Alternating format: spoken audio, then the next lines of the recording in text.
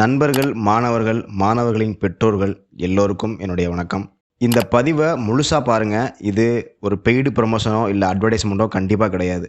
அதாவது நாம சாப்பிடுற உணவு எந்த அளவுக்கு நமக்கு உடலுக்கு ஆரோக்கியம் தருது, நம்ம மனதுக்கு ஆரோக்கியம் தருது, நமக்கு அத பற்றிய விழிப்புணர்வு இருக்கா? நம்ம குழந்தைகளுக்கு அதை குடுக்குறோமே, அது உண்மையிலேயே சத்தான உணவு தானா? இல்ல வெறும் சுவை மட்டும் தான் இருக்கா? அது உடம்புக்குள்ள போய் குழந்தைகளுக்கு நல்லது செய்யுதா? இல்ல உடல் உறுப்புகள பாதிக்குதா? நம்ம சத்தான உணவுன்னு நெனச்சு சமைச்சு குடுக்குற உணவும் கூட, அதுல போடுற பொருட்கள் எல்லாமே நல்ல பொருளா? அப்படிங்கிற விழிப்புணர்வு நமக்கு சுத்தமா கிடையாது. குழந்தைகளுக்கு பிடிக்குதுன்னு ஆசையா சமைச்சு குடுக்குறோமே தவிர, அது சத்தான உணவா? அப்படிங்கிற தெளிவு நெறைய பேரண்ட்ஸுக்கு கிடையாது. இத தெரிஞ்சோ, தெரியாமலோ நம்ம செஞ்சுக்கிட்டே இருக்கோம். அத தெளிவுபடுத்த தான் நலன் உணவகம் மற்றும் ஞானோதயம் கல்வி அறக்கட்டளை இணைந்து நடத்தும் 14ஆம் ஆண்டு உயிர்காக்கும் உணவு திருவிழா. பாரம்பரிய முறையில் சமைத்த உணவுகள் டிசம்பர் 30, 31 மற்றும் ஜனவரி 1 இந்த 3 நாட்கள்லையும் காலையில 11:30 மணியிலிருந்து இரவு 10 மணி வரைக்கும் கந்தசரஸ் மகால் தஞ்சாவூர்ல நடக்குது.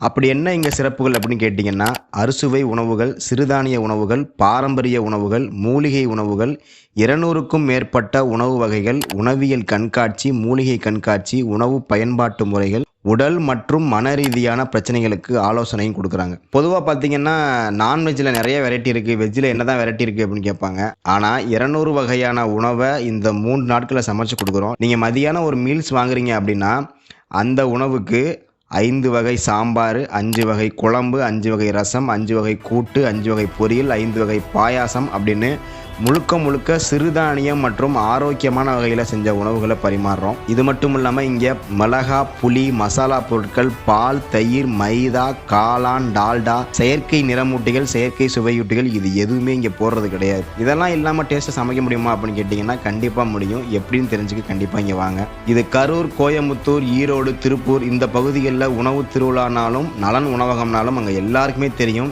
ஏன்னா 14 வருஷமா அங்கே நடத்தியிருக்கோம். இப்போ தஞ்சாவூரில் நடத்துகிறோம். தஞ்சாவூரை சுற்றி இருக்கிற பகுதிகளில் உள்ளவங்களும் இல்லை தஞ்சாவூர்லேருந்து ரொம்ப தூரத்தில் இருக்கீங்கனாலும் உங்களுக்கு தெரிஞ்சவங்க யாராவது இங்கே இருக்காங்கனாலும் அவங்களுக்கும் இந்த வீடியோவை ஷேர் பண்ணுங்கள். இது முழுக்க முழுக்க விழிப்புணர்வு பதிவு தானே தவிர எந்த விதமான பிஸ்னஸ் ஆக்டிவிட்டி கிடையாது. இது ஏன் ஒவ்வொரு வாட்டியும் நாங்கன்னு சொல்கிறேன் அப்படின்னா, நான் இந்த ஞானோதயம் கல்வி அறக்கட்டளையில் 11 வருடமாக உறுப்பினராக இருக்கேன். இதில் நான் யோகா கிளாஸ் முடிச்சிருக்கேன்.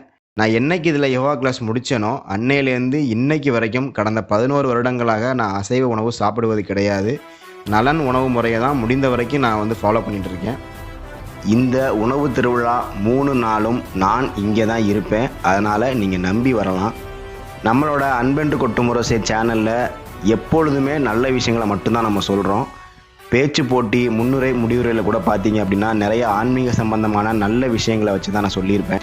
அது மட்டும் இல்லாமல் ஞானோதயத்தில் சொல்லி கொடுத்த நிறைய விஷயங்களை நான் இந்த சேனல்லையும் யூஸ் பண்ணியிருக்கேன். இந்த உணவு திருவிழாவுக்கு வந்தீங்கன்னா கண்டிப்பாக உடல் பற்றியும் மனம் பற்றியும் உணவு பற்றியும் ஒரு நல்ல மாற்றம் உங்களுக்கு ஏற்படும். உங்களால் வர முடியலனா கூட இந்த வீடியோவை கண்டிப்பாக ஷேர் பண்ணுங்கள். முடிஞ்சால் ஸ்டேட்டஸ் வைங்க.